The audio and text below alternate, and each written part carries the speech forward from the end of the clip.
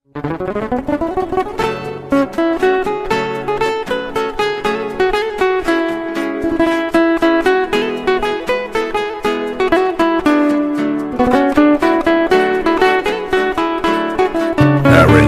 and vocal by ایمان غلامی.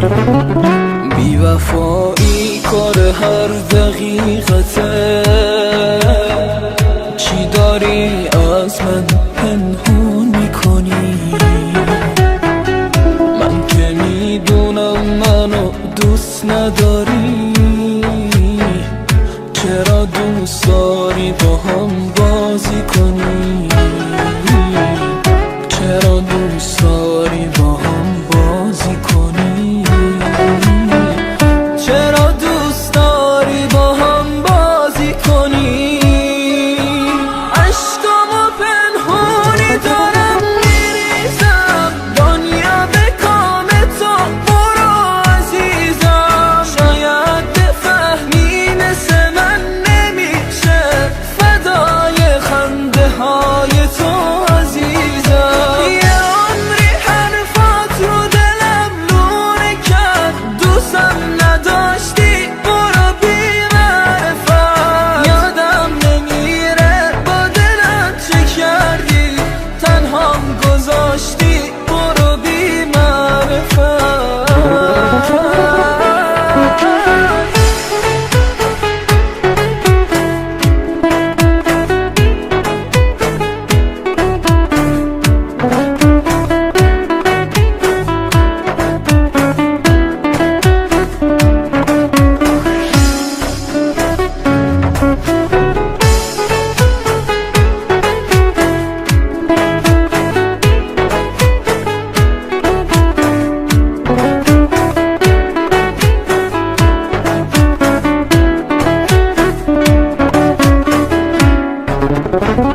بی وفایی کار هر دقیقته،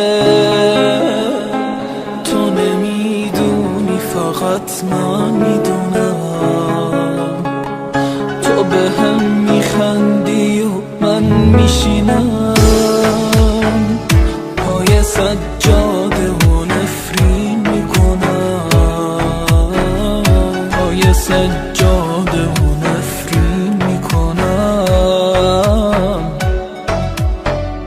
پای سجاده و نفرین میکنم.